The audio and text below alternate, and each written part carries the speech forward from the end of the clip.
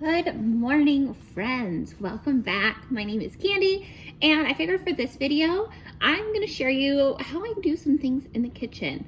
I guess I do things, well, I feel like it's normal, but this is kind of the way I cook. So I figured I'm going to take you through how I do it this week. I don't meal plan, and what I do is I grab things in the pantry, in the fridge, the freezer, something like that needs to be used up, find a few things to go with it and cook. I do set meat out for the week, so I will pull out 2 to 3 things and cook it up. I usually add things to it to stretch it, and it lasts for a few days. And I will usually make like a big meat mixture or something, and then we will make that into different things. Like I made a big ground beef mixture last week, and we ate it for tacos. We ate it over rice. We made our own like Chipotle bowls. Ate it with some mac and cheese. Ate it with some eggs, and then I froze some of it because I made a lot. And I usually do make a lot. The way my mom taught me to cook was to make a lot. It's just the way I was taught. So I cook a lot. And I cook big quantities a lot. Sometimes when I do that, I will save some and freeze it and we'll enjoy it later. Sometimes, we just eat it for a week straight. It drives my husband nuts. But today what I'm gonna get started on is cooking up acorn squash. So usually when you buy acorn squash in the stores, they are green. These ones are now orange. I believe that's because it's fully ripened up. They're not like squishy or anything. They're very, very firm. But I have a dog who had his spleen out last fall, and giving him a little bit of squash. I rotate between squash, but these are gonna get cooked up and they will be for him. I've given him pumpkin, butternut, spaghetti, pumpkin. It doesn't matter. He just gets a little bit of squash. So what I'm going to do is slice these up. I'm going to just pop them in the Instapot with a little bit of water to help it break down. And then when it cools, he can have some with his food. So let's get going there, shall we?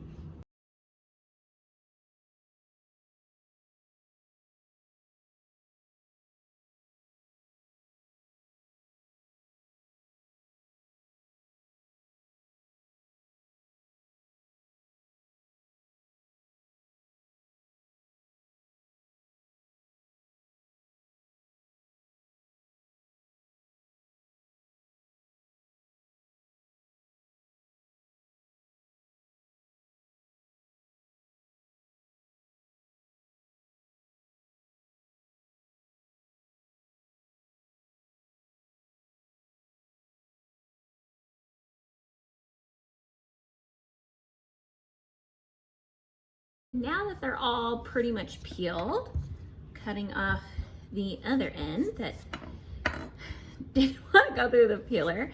Acorn squashes are kind of cool that they peel very easy with a regular vegetable peeler. I don't really worry about having to use a, soak off the skins and whatnot. Ooh, go see. So I have my little white bucket here. It's my chicken bucket. It's pretty easy. I try to keep one thing for my chicken scraps because the kids, my husband, everybody knows that goes to them. So I give my chickens a lot of scraps. I try to because 1, it's good for them, and 2, it does save a little bit of money on their food. So their chicken coop is kind of my compost dish area at the same time. With our property, we are still, I guess, in city zoning, urban area. I guess you could say we have like an urban homestead. But we have almost half an acre, but with the city easements and whatnot, it takes quite a bit of land in our back. And we have a big front yard. Our problem here is that we know this will not be a forever home And with my husband's job, we might move next year. We might not be moving at all. So it's hard to keep developing and doing things when you know it's not your forever home. Like, it's ours right now, and we're doing a lot of things to it, but it's hard knowing that if we have to sell, I need things to be a little more sellable. So I'm not ripping out like the whole front yard like I would like to do to create more garden spaces, or plant more trees and stuff like that. But our goal is in a few years to be buying forever property and being in one spot once we get to that place with my husband's job. So it's just one of those one day things, and it will be very exciting when that happens. And until then, we just keep dreaming about what we want to do, kind of keep practicing what we can do in the meantime. The way I cook is the same way I've cooked for years. I do way more canning and stuff now than I used to, but I grew up canning with my mom. I mean, I remember when you used to, well, people used to paraffin wax on their jellies and jams. That's not really a thing to do anymore, but I remember doing that young. So I did all of that with my mom, and I like doing it now with my kids. When my mom comes in, like this past spring, well, I guess it was fall, they were here, when we canned a bunch of green beans together. That's fun. My mom has some health issues now, so she doesn't do as much canning. It's just harder on her. So she likes to come over and let me do the canning and then sneak some jars away. We trade jars back and forth. That's how you make it work. So now that I have all these scooped out and some seeds on the floor, all I'm gonna do is like chop them in quarters to get them to fit in my Instapot. I'll probably cook it on maybe high for like 20-30 minutes, and I'll just let it natural release and let it go.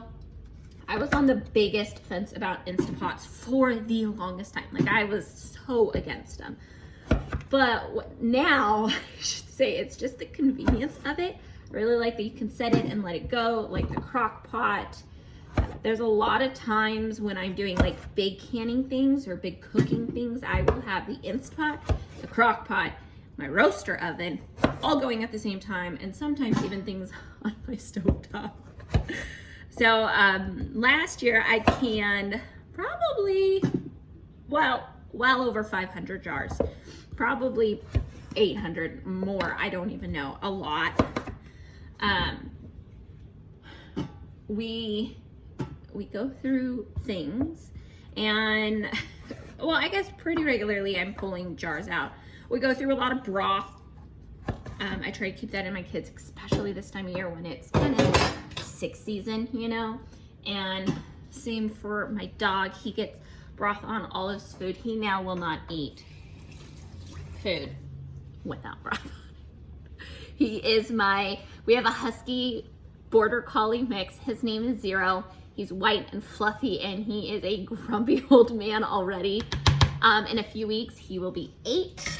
But he's just a grumpy old man. And then we have Remy, who you'll probably see a lot. He's not directly behind me right now. Normally he is. Oh, he's right here next to me. He is our Australian Shepherd. We got to have Zero a friend a year and a half ago. Zero doesn't really care for him. They play together and they have fun, but they're not buddy buddies. I always joke that he tolerates him, but Remy is usually my shadow. I trip over him because he's right behind my feet all day. You can see him right there. Remy, what are you doing? So you'll see him. He's black and white. Zero is all white.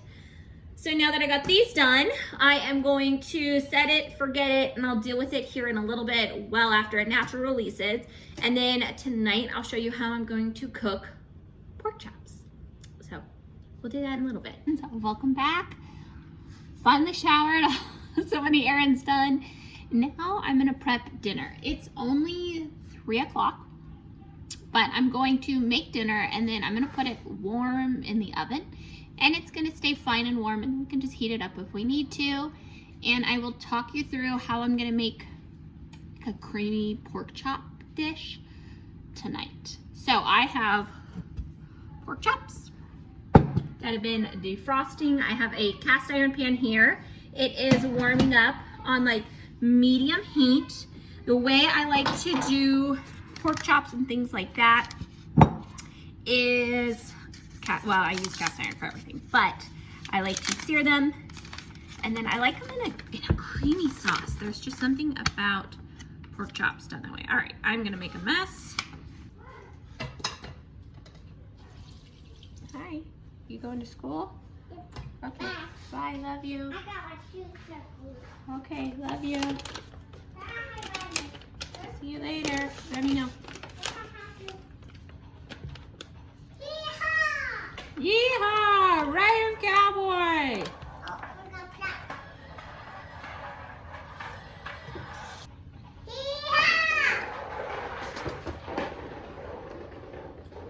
Okay, so we have a different camera angle. Hopefully it's gonna work. You're gonna notice him everywhere. He is always up my butt, following me around everywhere I go. So I am going to take some avocado oil and I am going to put it in my pan. When I am kind of like frying things, I like to use an avocado oil because it is a high smoke oil.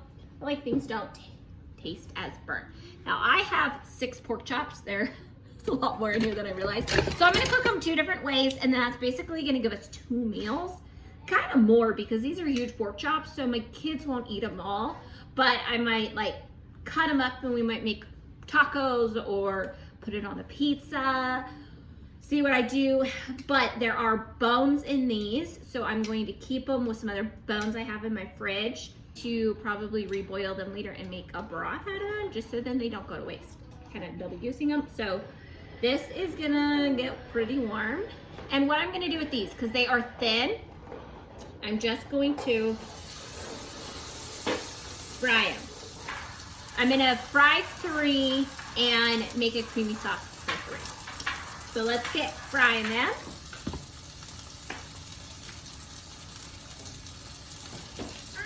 What I'm gonna put on these is some salt,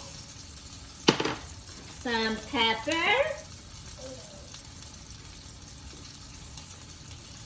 a little garlic,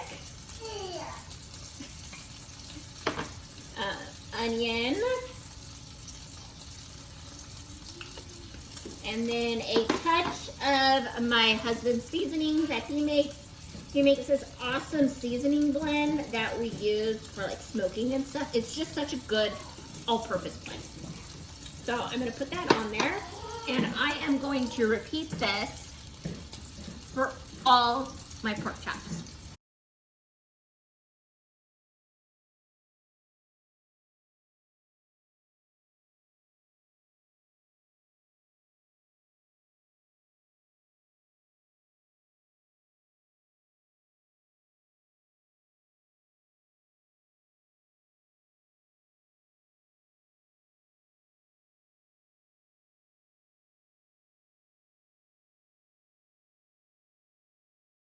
While the pork chops are going, I'm finally gonna get back to my, what were these? Acorn squash. So you can see they're all cooked. They are, you can push them, they are soft. Well, all I'm gonna do is dig my potato masher out of here and I'm just gonna mash these in here. I did put a little bit of water. I'm gonna mash them up and then we are going to stick them in some jars. Let's get going.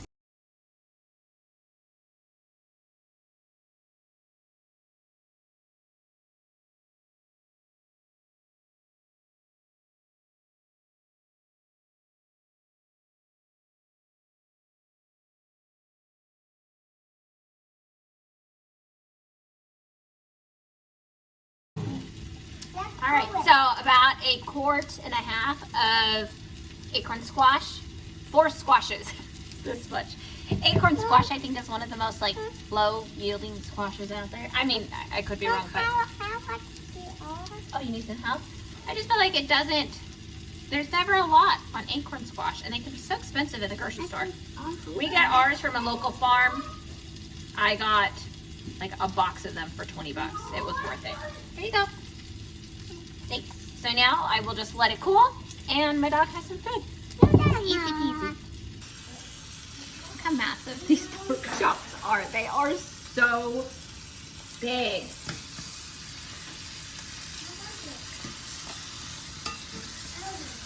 And I probably used the wrong size skillet. Hey.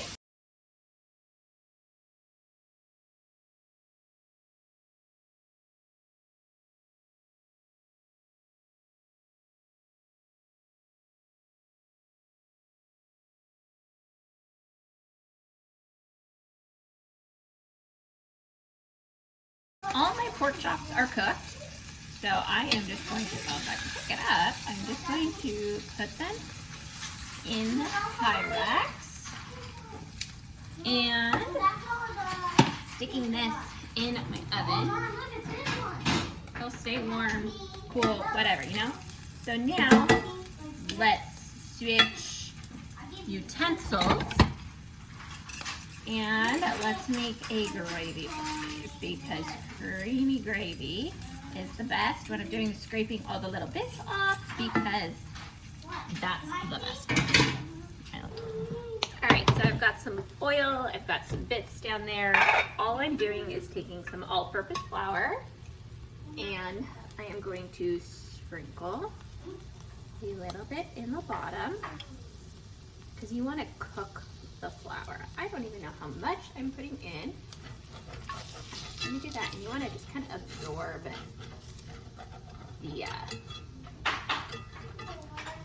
This is my favorite thing to do.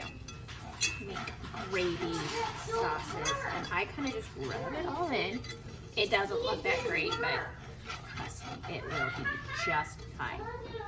Because it's going to basically turn into a paste, and that you add, I'm going to add milk today. Never mind. So this is all kind of cooked down, like so. You want to cook the flour. And I know this isn't exact measurements, but I don't really cook by exact measurements unless I like really have to. And I'm going to pour some milk in, just a little bit at a time. And I scrape the bottom of the pan as I go, stirring and mixing, and all the little cooked bits. Yum, goodness. Right, this in my hand, I cannot do that. Just kind of keep going. And it will, I think the proper name is like deglaze or something like that. I think as much as I grew up watching the cooking channel and stuff like that, I would know my terms better. I do not. So I just kind of scrape and do this. I have a couple different flat styler whisks, like this one. I like that it's so flat. That makes scraping on the bottom of the pan. I know people like to just use spoons. I like the whisk. And this one's cute. And kind of go around. And keep going. So all the seasonings from the meat are there. The flour will thicken this. Now I have this on my lowest setting on my stovetop because I have an electric stovetop that likes to burn everything all the time. It is beyond frustrating. So all I'm going to do is kind of keep getting all these bits up, like so, and it's going to just keep thickening. At this point, I don't want my whisk to fall in, I'm going to add some parsley, and get it all up in there. For a little bit of green.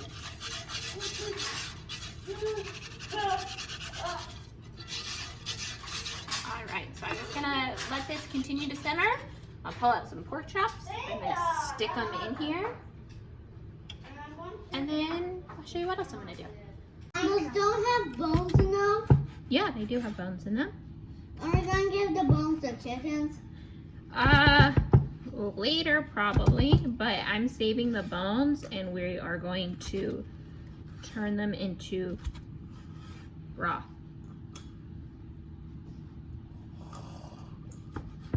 That's why we get broth? Yeah, you have to boil bones to get broth. Wouldn't this taste really good with a baked potato tonight? Mom, would it be good if we eat it and for the dogs too? What? It would be good for us and Remy and Zero? Yeah, that's why I make you so much broth. Do I make you drink a lot, eat a lot? Yeah, because it's good for us.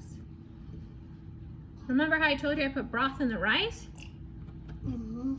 It's because it's good for you. I make sure you get good stuff to help your body grow. Can I eat one of those?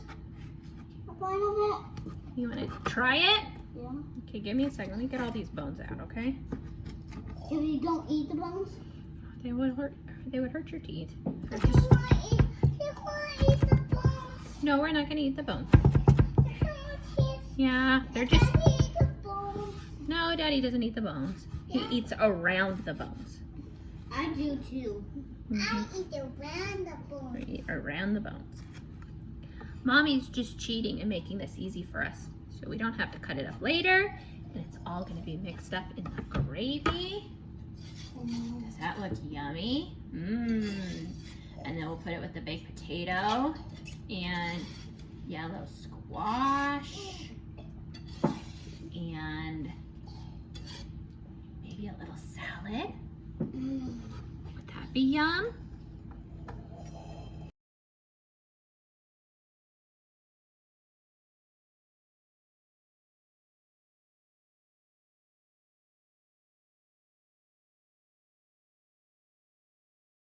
Here is my pork chop. Yeah, you had a piece of the pork chop, huh? Yeah, with my little taste testers. They are all in this gravy. And we're gonna eat dinner probably about an hour and a half. So all I'm going to do is... I like gravy. Yeah, I know you do. I'm going to... Mom, do you like gravy? I do like gravy. As I do. Yes, he does. You don't. And then I am... Okay, give me a minute, okay? As Daddy do. Daddy really does. Okay, hold on, Nora. So I'm going to stick this whole pot in my oven. I am going to take out a lid and put on it just to be safe. Now this lid is not a large or cast iron lid. It does fit on it. I found it at the Goodwill. So I like that it's got a little bit of a dome. It's nice when you cook too much. No, you do not need to put some oil in your food. So I'm just gonna stick this in there. We have some leftover baked potatoes. I will warm up, cook up some veggies, and I'll show you in a little bit how I serve it. I am gonna show you how I make some stock. I took all the bones out of the pork chops, and I'm showing you here some other bones I had in the fridge.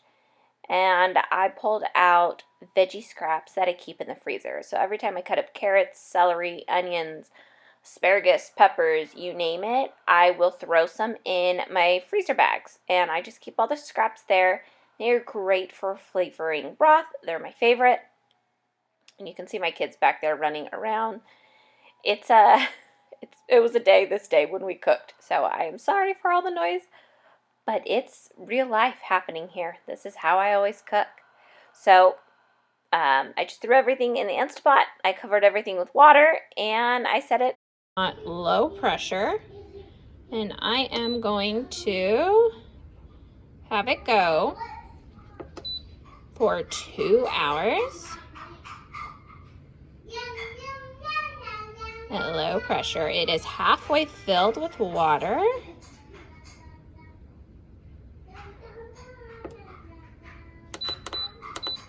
And then just make sure it is completely sealed in the back. And then let it go, and I'll deal with it this evening. Here is what our pork chop stuff looked like, our creamy pork chops. So it's in the gravy, super yum. I did it with some corn. Here's mine. It doesn't look as appealing, all shoved into a bowl. And the pork chop gravy, cut up baked potato, and then a little salad. Thursday, I guess late afternoon, early evening, and we have decided that we are making the executive decision to have a very lazy dinner. One kid suggested smoothies, one kid suggested popcorn, and I said, sure, double. Because lately my kids haven't been sleeping. It's like their version of a full moon or something's going on. So I'm tired and I don't really feel like putting in a ton of work to dinner, but I want something that's pretty nutrient rich. So we have popcorn. They like using this rainbow popcorn we got at an Amish store when we visited one in Oklahoma over the summer. And we will do milk and berries. And I do have some protein powder I'll throw in, and just some other good for you things in a smoothie. We'll call it dinner. They will think it's cool because I never let them do this. But for tomorrow, I know I want dinner, and I pulled out my sourdough from the fridge. I've had my sourdough going. Next month will be 2 years. I'm very proud of this little thing. 2 years. Can you believe it? I am by far not a sourdough master. I don't know really still what I'm doing with sourdough, but I have a few recipes that are my favorite, and I have found ways that work for me. There's so many sourdough things out there, so many very, very technical things. And you might notice as I cook, my cooking is not technical. I don't want my baking to be technical. I will kind of follow along the recipe while I'm baking, but I do it my way most of the time, and I use that as guidelines. So I keep my sourdough starter in the fridge. I saw this as a tip on Instagram from Vaughn Family Farms. They have a YouTube channel too. I'll have to remind myself to link it below so you can see her. She keeps hers in the fridge when she's not using it. So there's no discard daily, there's no nothing. And with my life and busyness, that is what has worked best for me. So I pull it out the night before I want to use it, and I feed it. So I pulled it out from the fridge. There's barely anything in here. And I'm letting it come to room temp. There is still, let me see if I can show you. There are still bubbles, but it's kind of liquidy. It's not very firm. I take my flour that needs to be refilled, and I am going to take a hefty scoop. So this is a very, very full quarter cup, I believe. And I dump it. That was a quarter cup. And then I have some water from my Berkey, because the one thing I did learn about sourdough is you really don't want like city water in it. It just, there's stuff in it that can kill the natural bacteria that's going on with your sourdough. So we invested in a Berkey late summer, and it's been my favorite. I swear the water tastes a million times better on it. So I got some here, and I pour just a little bit. Now there's all sorts of things online about sourdough, how you need like this much water by grams and this much water this way and that way, and you guys, I don't do that way.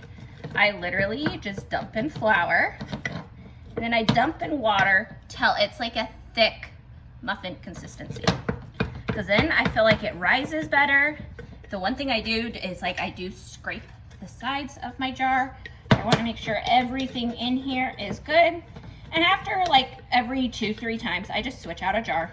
I have a million mason jars anyways rotating in my kitchen, so I just switch it out. I do have this cool glass jar I bought behind me to use for my sourdough when I was trying to be so technical, and you guys, it did not work for me. It did not work for our life. Our life is so busy between, I mean, you guys know. And so if I need a little bit of water, I just do a little bit of water. And I just mix it in a jar. I know some people who like to transition their sourdough into other vessels and do things. However it works for you is the best way to do sourdough. And that's the one thing I've really learned. And so I like mine kind of thick and goopy. I might add just a tad bit more of water. and then I will do its thing. But I mean, when I say a tad bit, like a tad bit of water. So all I do is that, and then I go through, I scrape it down, and then later this evening I will come and prep my loaves, and then I do the overnight fermentation, I guess it's called. I don't even know all the technical names, you guys. And then I will show you tomorrow how I make my sourdough. But here's my little tip that I feel like is the most brilliant thing, at least to my brain, that I figured out. So I use dry erase marker. Okay, there's the lid.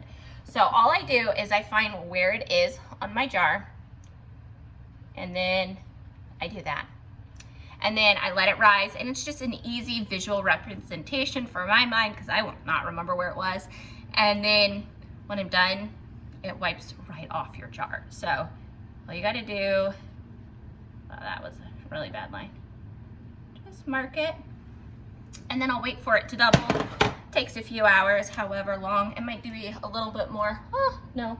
Our house is about almost 70 today, so it's not too bad. During the summer, sourdough rises so fast for us because we get so hot and humid here in Mississippi. So I just leave this on my stovetop. We'll come back this evening and start my bread recipes. Good morning, friends. Last night I did not do my sourdough. It just did not happen. So we're gonna try making a 1-day sourdough loaf. Can you help me make some bread? I have a little grumpy one who wants a sucker, and he didn't get one this morning. So instead of using my starter last night, I fed it again, but you can see this line up here. That's how much it rose, and then it's fallen. You want to use it when it's that risen. So what I've decided to do is we are going to make an experimental loaf because I've always wanted to try a 1-day sourdough loaf. I have no expectations for this. It will be edible regardless. It's probably going to be flat. Do I care? No. But I think it's going to be fun. So I'm just going to kind of shake up my starter, race my little line. I am going to pour some of my starter in a bowl here. Like, I'm going to give it a little extra starter. It won't hurt it. All right. Try not to make too big of a mess. There we go. And I saw plenty in my jar. Okay, this might be the best angle I'm going to get because my little tripod is not cooperating. Oh gosh. All I've done is I have added starter in a bowl. It's a white bowl. I'm gonna pour, ooh, there goes my camera again. Some water in here. All right, let's try this again. Water in here. And I'm just gonna use a wooden spoon to kind of mix it around. And get it all dissolved. So if I do any sourdough type thing, this is usually one of my favorite things to do is make sure like the starter is fully dissolved. I can always add more water, but this really just helps the starter mix into the dough. I don't know if that's what you're supposed to do. I mean, you know, there's people who teach this and super technical about it. You guys will learn. I am just not technical and I don't like to be. So this is a 1/4 cup. We're gonna do this as many times as it looks good.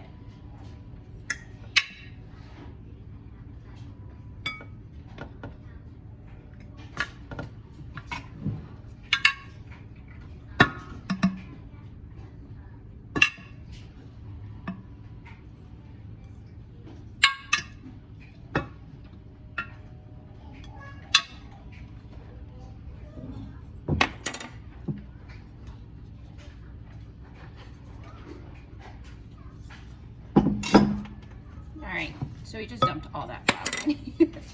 So now it's like this. Now I'm just gonna mix. I usually get in here with my hands. So I'm just gonna go around. I just kind of spin it and mix.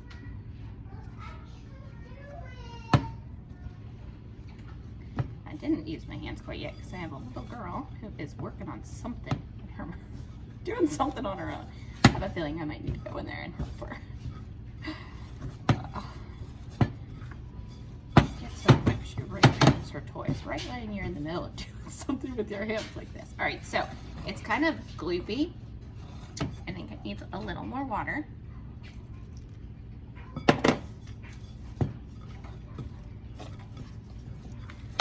And so the few recipes I've seen, they start with the flour, salt, and water, and then they come back and add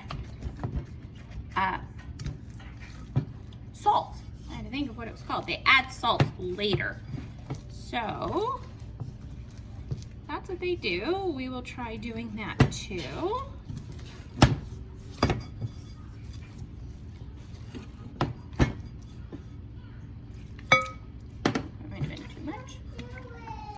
Okay, I am going to leave mine like this. I'm just gonna put a towel over it. I'm gonna let it rest for a while. I'll come back and do some stretch and folds. And then we'll see how this goes today. I've, again, no expectations. It's just, if anything, it will make something. It's time to start dinner again. And then I will update you on my bread making endeavors of the day. Tonight we are taking some smoked sausage, a cabbage, baked potatoes, and we're making dinner. I'm gonna cook the sausage and the cabbage individually, so it's something we can use for other meals as well. And then I'll show you how I'm gonna cook up my potatoes. These are just extra baked potatoes. And when I cook something, I'm not joking, I always make extra. At the time I made baked potatoes, I made 6. We have eaten them down. So what I'm going to do is preheat both of my skillets. So I have my typical 8-inch skillet, 8, 10, whatever it is. It says it's an 8, and then this one is a 14. It's a big Mama Jello. This big one was my 5-year wedding anniversary gift that I'm very excited about. Where is your water? I have no idea, dude. No idea at all. All I'm going to do is chop up the cabbage and the sausage, and looks pretty good. Then I will cook the baked potatoes in leftover, I'm gonna call it bacon, sausage. This is, how much is it? 2 pounds of sausage, so we're gonna eat sausage forever.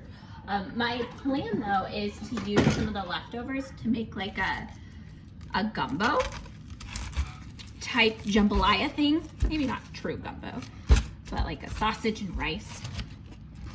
And then eat it with some cornbread later. That just sounds so good. Alright. Cabbage. Now, kind of making a fried cabbage more or less. We really like cabbage here. We eat a lot of cabbage. I know some people who, they don't like cabbage at all. Cabbage to me is just, it's one of my favorite vegetables. If we had a bigger, like, cold room area, I would store cabbages all the time. Like, all the time. My big skillet's gonna take a bit to heat, so I'm gonna turn it up. So all I do is I go around and I dice up my cabbage. Let me get my phone so you can see what's going on a little bit better. Hopefully it doesn't fall. And all I do is I cube it up.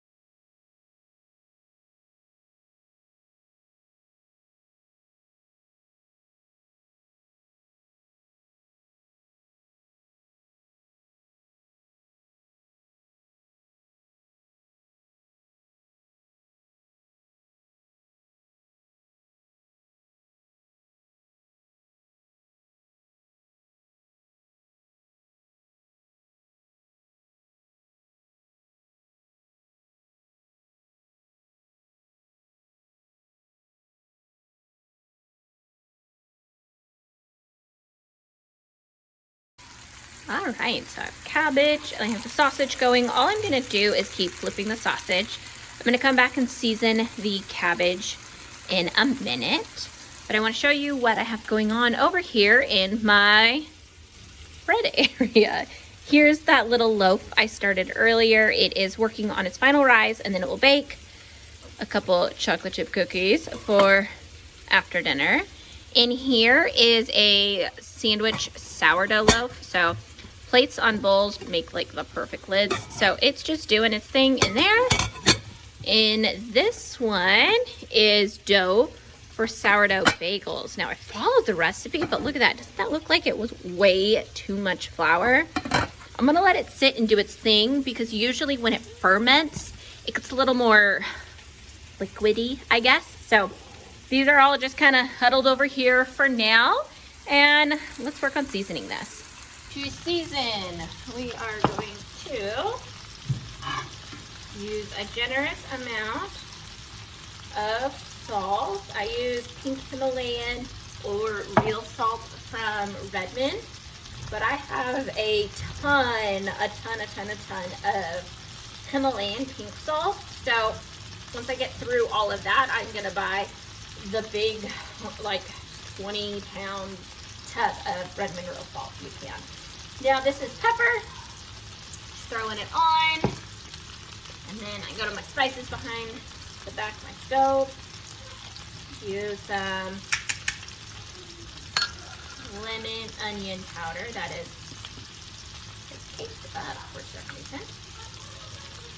And I know some people say not to leave your spices on the back of your stove, but you guys, I really don't have a ton of room. One day I will do a kitchen tour and I'll show you kind of the before and after pictures from before we redid it, but we are like 95% done. We are not fully done. All right, and then I take paprika. I give it a few shakes because, you guys, paprika seriously makes everything better. And then I will toss this, and then I will show you what else I added to it. What I do next is I'm gonna make a little well in my cabbage. Grab some olive oil, put another little glug in there, and I am taking turmeric in my prized purple ball jars. Purple is one of my favorite colors, purple and green. And I'm gonna put, I don't know, a teaspoon and a half. And you wanna toast the turmeric. I forget exactly why, but it's something medicinal with the turmeric. And my kids then call this yellow cabbage because the turmeric is yellow. And while that toasts, I will stir the sausage. This sausage is a little full in this pan, but it is also pre-cooked. So you're just kind of, you know, warming it up, getting the juices going, and the juices is what we will cook the baked potato that I already chopped up with. The baked potato, I covered in olive oil with salt and pepper on top, and then I bake them. So it's pretty seasoned. This sausage is so good. So I'm probably not even really going to season the potatoes more because they are so heavily seasoned over there. So now that this is toasted a little bit, I will start mixing it up. And I try to throw in turmeric in dishes as much as I can because it's good for you. And I feel like my philosophy with feeding my kids is if I keep doing it, it's normal and then it's not weird. So that's what I'm doing. And I know turmeric has like anti-inflammatory and other stuff. I do have a few joint problems, so that's helpful. So I'm just gonna finish cooking these up, cook up the potato, and then I'll show you what I do here in a little bit. I just pulled this out of the oven. The shape didn't hold too well, but you know what? We're not measuring anything, basically. It puffed. I did things. I'm not entirely mad. I'm gonna let it cool for a while, and then I am gonna cut into it. I'm not gonna let it fully cool because we're gonna eat it with dinner, but I'm kind of proud. And now we'll taste test it. Here is dinner. So cabbage, sausage, the fried potato, and our sourdough bread. It came out so good. If you make bread, definitely let it cool before you cut into it. It just makes it that much better, but we're not waiting. And we're gonna enjoy it. What do you guys think? Great. Great. Hi friends, I wanted to update you on a few things that I was baking that just kind of got done without filming because kids and family, and you know, sometimes it's just not easy to film these things.